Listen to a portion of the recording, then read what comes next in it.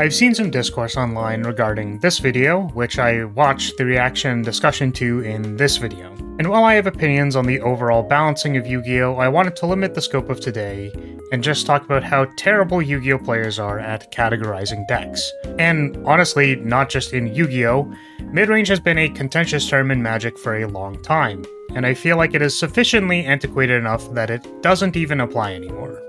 This is the strategy circle, which I first saw described by distraction makers. It is very similar to the aggro, midrange, and control that we know and love, but these aren't deck titles, but rather descriptors of what a deck can do. Aggro refers to the aspects of the deck which concern ending the game, including a combo that can quickly crack in for 10k when you go second. That engine is part of the aggro circle. Aggro can also be interpreted as resources which become quickly available, as that is often tied with things that end the game quickly. Control refers to aspects of the deck which stop your opponent's game plan, things like negations, hand traps, and banishes. These are tools which are meant to keep the game from ending and are usually in service of something else on the strategy circle. Economy refers to aspects of the deck which give resources for later. Graveyard effects like Destiny Hero Denier or Once Upon a Fairy Tale give recursive elements which allow these decks to have follow-up.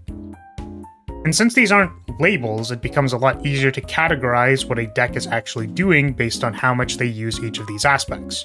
For example, a traditional control deck focuses very acutely on having control elements, ways to get rid of your opponent's cards, trade 1-for-1, etc. But the kicker is that control decks are often backed by cards to facilitate their economy, whether that's recursion or raw card draw. A deck that only aims to trade with their opponent cannot actually win the game, as can probably be seen by every time your stun opponent loses to having literally nothing to do under their armada of floodgates. Another control deck archetype is the control combo pairing. I know the term combo is overused in Yu-Gi-Oh's vernacular, but I'm referring to what combo control looks like in other games. Generally, it's a deck that has that acute slant towards control tools, but is doing so in service of having a fast, punchy, and lean way to end the game. I'd say the deck that looks the most like this is Sky Striker. It's definitely a control deck as it has an abundance of negates and interaction tools, but importantly it has the ability to end the game quickly in their easily deployable linkage combo. The other premier control deck in Master Duel right now is Branded, and while it shares elements with Striker, I think it looks a little more like this. Branded is spec'd a lot more into economy, relying on the recursive elements of their engine to win them the game. I also think their control tools are worse, as a lack of negations often leaves them vulnerable to hiding behind an Ecclesia for dear life. They're also not as good at closing the game out. Oftentimes their game-winning lethal is attacking with 1500s, and those can be walled out by any modern extra deck monster. Branded is really trying to get the dust to settle before their army of 4-stars can attack for game. Pool Tune is actually a deck that I categorize much in the same boat as Branded. They have a lot of interaction, they have a lot of hand traps to boot, but usually the actual killer tune is when they get some card advantage off back-to-back, or they use their adds off of Remix on the following turn.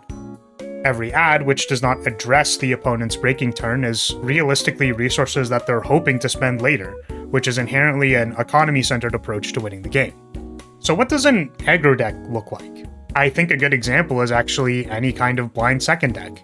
I'm aware these are not as popular nowadays, but I'm still mentally scarred by normal summon Pydra, so I will be talking about it.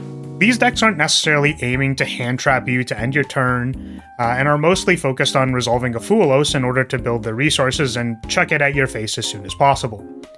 Their control rating is worse because breakers are interaction, but their focus is on using them in combination with difficult to interrupt engine pieces to win the game on turn 2.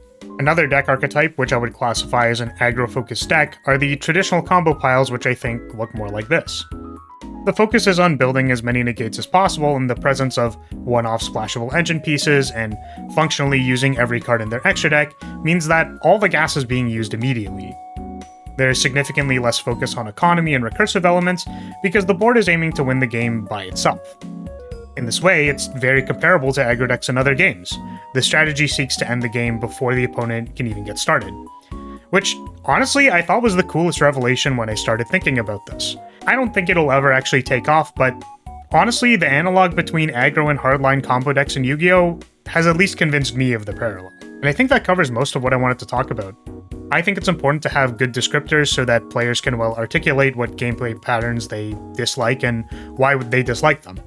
I originally had an entire 8 extra pages of script speaking to the balance of the game itself, but I felt like a good place to start would be this opening discussion on how we view decks. Hopefully these examples have been useful, and I'll see you in the next one. Bye-bye.